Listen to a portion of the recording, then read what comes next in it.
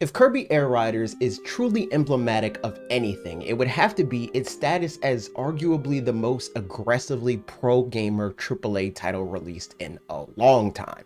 Honestly, it entirely recontextualized the value of Masahiro Sakurai as a force in the industry for me. I didn't expect to have this many thoughts about this game, especially primarily based on a limited time demo and about a day's worth of play of the full game. This demo itself set the stage off rip for what this game and Sakurai and his team at Bandai Namco in particular seems to have to say. It's an extremely pro-consumer take on a product that is ultimately intended to be consumed by the masses. From the moment you get into the demo, it set itself apart from similar demos as it was playable whether you are playing during a test window or not, by way of lessons on all of the demo's available modes and their applicable mechanics. With past demos of this type for Nintendo games, in my experience, the first test period is usually at least half me trying to figure out how the game is played, and the other half is the actual testing the game to see if I enjoy it or not. With Kirby Air Riders, I jumped into the demo the moment it went live on the eShop and was able to get the rundown on how the game works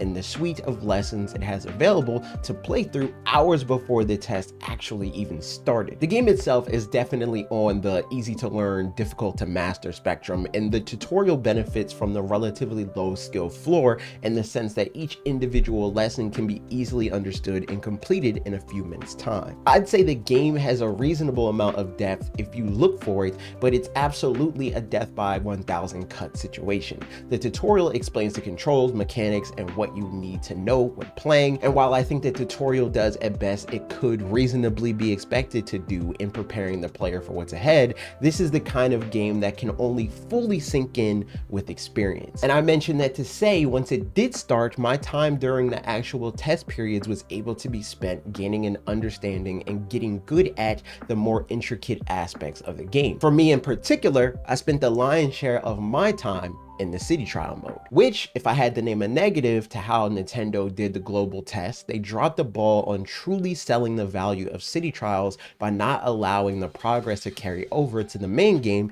because as it stands in the main game, not only do you get the fun of the mode itself, you get currency, achievements, and elo that, had it transferred into the main game, could have instilled a sense of progression that I know would make people feel more invested before the game is even out. All things considered, that'd ultimately be making what is already the best test of this type as good as it could be. But I digress. Time to actually talk city trials. The biggest counter argument to the forced Kirby Air Riders versus Mario Kart World narrative is the fact that Kirby Air Riders and Air Ride before its bread and butter was and always will be city trials. The reality is, regardless of face value assumptions, it's not Mario Kart with Kirby in it, it's Super Smash Bros. With a kart racing skin, and nowhere is that more apparent than in that aforementioned city trials mode. City trials is a perfect fit in an era post the battle royale gaming boom, and Air Riders in particular made smart changes to the originals formula to take what's fun about this PvPvE formula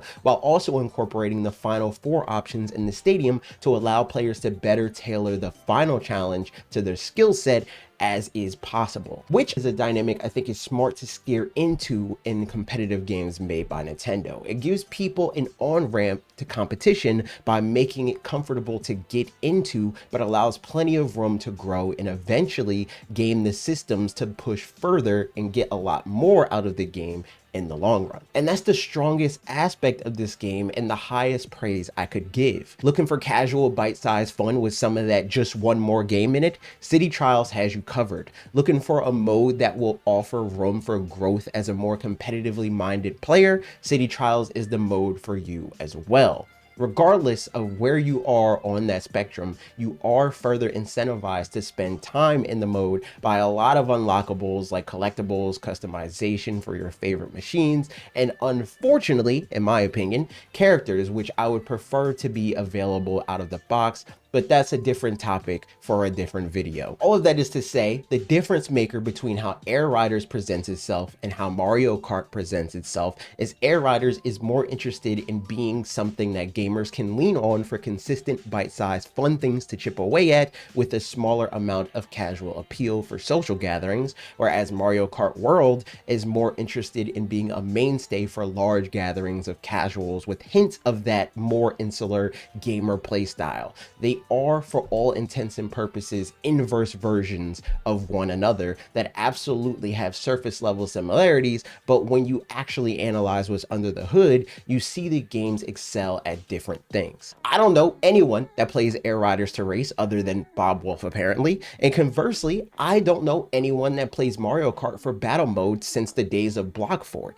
I think what Mario Kart does well is a lot more focused. I think it's a lot more approachable for the general public, and that informs its value in place in gaming. Kirby Air Riders, on the other hand though, is a game that people who are really into the minutia of everything and see a lot more value in a more scattered approach where there's a lot of attempts at finding something for everyone, even if none of those things is a perfect fit for most. Here's what's on offer in this game for the uninitiated. Something that I'm interested in playing through on stream is Kirby Air Riders Road Trip mode. Because of this, I've been avoiding trying it so far, so I can't say too much about how good or bad it is just yet. Early impressions at first glance tell me this mode is less of a full-on adventure mode and more akin to a World of Light situation, but that to me is very much in line with the sampler platter vibe I get from this game as a whole. On this topic, I would say, all things considered, Kirby Air Riders is, perhaps ironically, particularly strong as a single player experience, even outside of this. I think Mario Kart World is solid enough in this area with its free roam mode offering a respectable amount of challenges and unlockables, while even in some ways being preferable with there being less of a focus on unlocking necessary components for the game itself, characters. Again, that's based on early impressions, of course. I recognize Kirby Air Riders could be just as relatively reasonable with its character unlock requirements, but so far I haven't gotten that feeling. That said, Kirby Air Riders ups the ante on customization. It ups the ante on the arcade-inspired achievements, and it obviously ups the ante on individual game types, as I already alluded to. I maintain that none of these things are as effective at being crowd pleasers in the way that Mario Kart has been for nearly 3 decades, but there's so much variety that it's hard to not find something most people could enjoy in Kirby Air Riders, at least a little bit. Like I already mentioned, I don't care for the base air ride mode. I might play Top Ride once or twice. These both may be someone else's most played modes, and that could have been a major strength if Air Riders actually fully facilitated this play it your way style. I say I'll probably only play Top Ride once or twice, but the game has already forced my hand once to unlock Starman. There's obviously another way to unlock him in similar fashion to Smash, but the unlock path isn't fleshed out enough to the point where you could realistically unlock every character strictly playing the modes you care about, which is a nitpick of mine, but does affect the goal this game clearly has of allowing people to play how they want to.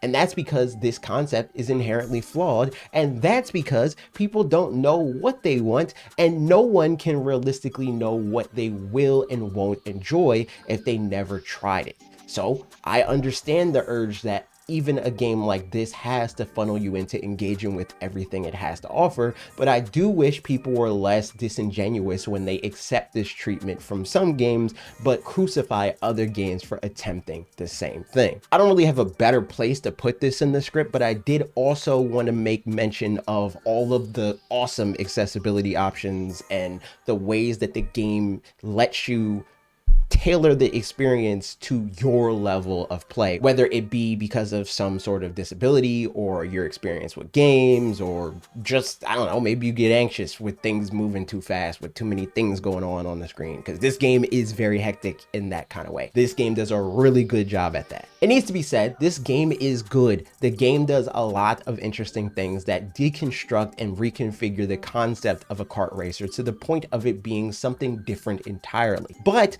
this game is only really something a large segment of the internet is interested in because of auteur worship. I'm glad Sakurai himself acknowledged this dynamic recently, but we've really gotta meditate on the need people have to attach media that they consume to narratives like the aforementioned Mario Kart comparisons, or the idea that Sakurai's involvement with this project will elevate the game for reasons that don't really relate to his contributions to this game. A lot of people's love for this game will be informed by how they feel about the persona of Sakurai.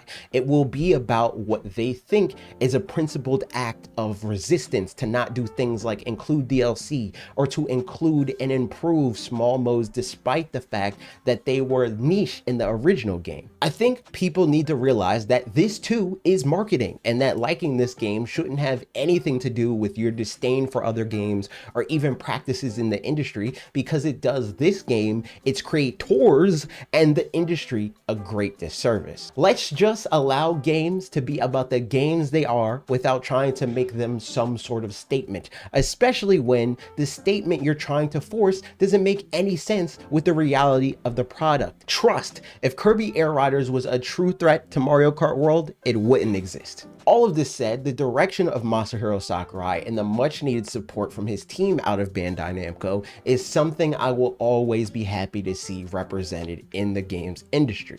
I don't agree with the sentiment that their way of doing things is applicable or even desirable for every game, but as it stands, this combo has been pretty consistent for top tier output. On the topic of top tier output, check out this video about other games Switch 2 owners can expect to see in the near future. Thank you to paid members over at shop.watchredirect.com like Trev L. Steinberg for making this video possible. Hit the link in the description to join them in the credits of every video and in receiving physical and digital perks.